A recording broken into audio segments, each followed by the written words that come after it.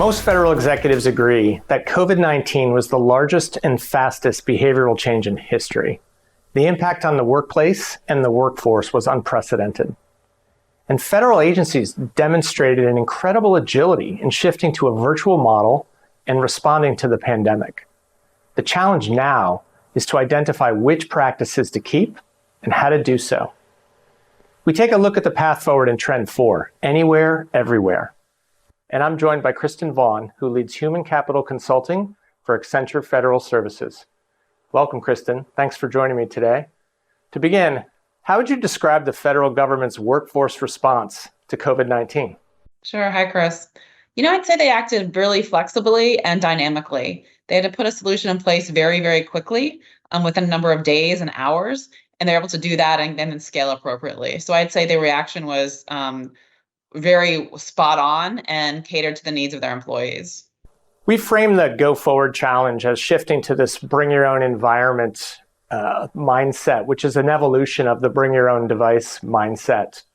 Can you describe a little bit more or maybe provide some insight on how the government is going to make changes to adopt that? What we've learned is that the employee is really the ecosystem. So the work revolves around the employee and where they are, not necessarily the location of where they sit.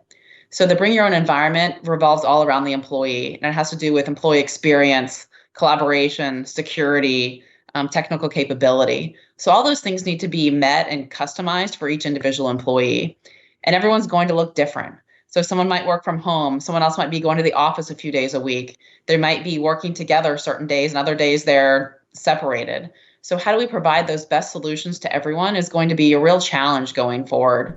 So one aspect of the federal workforce, cleared resources, couldn't easily work remotely, maybe like some of their other coworkers or colleagues or neighbors did. How does that community need to move forward in this new hybrid model? The cleared community faced very unique challenges during COVID, right? They were mission critical, and most of them had to go into the office every day or on an alternating schedule. And I think that as that community looks at and assesses jobs and looks at the type of information people are accessing and the tools and technology that they use, there's going to be a hybrid solution that's put in place. I think a lot of things that were deemed mission critical and had to be done in the office, after looking at them further, realized that some of that could be done at home. I think that's a good segue into talking about what could be an often overlooked issue, which is maintaining culture in this new model. How does the federal government need to think about that?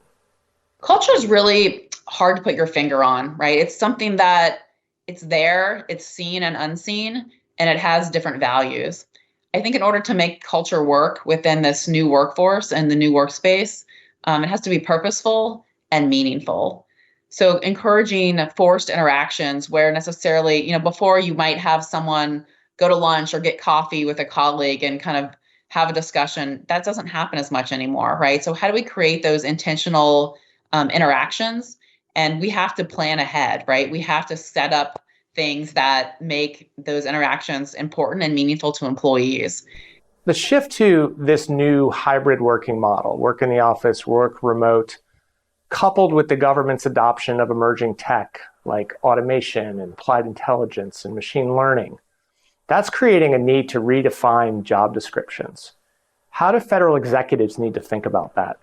I think when we started talking about AI years ago, there was a big scare with the workforce, right? To say AI is going to replace my job. That's not necessarily true that we've learned, right? AI is going to come in and augment the workforce. So your job may look different, but I think it's for the better. We're going to free up people, humans, right, to perform some more of those high-level tasks where you're evaluating things, you're making decisions, you're applying objective reasoning and logic.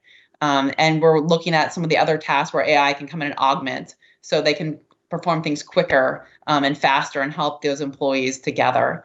And I think so position descriptions, it's going to look different as well because people are going to be interacting with AI. Some people will be training the AI, right? We have to teach AI to do its job. Managers are going to be managing blended teams, right, of humans and machines. How do they do that? How do we evaluate someone who's managing a team of machines? And then how do we all interact together and work together? So I think jobs and position descriptions will look different, but it's up to the employees and leadership to work through that AI roadmap and really understand, what lends itself best to automation? How do I make this impactful for my employees and the best use of AI, and not just coming in and buying new tools for the sake of buying new tools? So if we take a step back and we look at the government's commitment to growing technology, retraining and reskilling its resources, but more current, its response to COVID-19, how does that fit into its broader effort to be an employer of choice? I think to be an employer of choice, you need to show personalization, human-centeredness, and a mission that is essential and exciting for people. And I think as candidates look for jobs outside of their current company, or people that are coming out of school, they want an agency that cares about them, right? And I think that's what it comes down to. They want to do something exciting. With Gen Z, it's all about the mission. It's not about a paycheck. And I think that we've proven that over COVID, where people will choose, working remotely or having a flexible work environment as opposed to making more money. And I think that it's incredibly important for an employer of choice to be able to meet people where they're at. So having a flexible solution is incredibly important, where one size fits all is not going to work with the entire workforce. Not everyone will work from home. Not everyone will be in the office.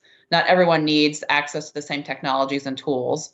Not everyone will take the same training. But how do we customize and cater to those people to meet their needs and help develop them as individuals, so they are deep in the knowledge that they need to be and can collaborate and communicate with those around them to help the government, best perform their duties and jobs and feel like they're an essential part of the mission and contributing to that agency. Thank you, Kristen. Great perspectives on a significantly important topic. Thank you, Chris. It was great talking to you today.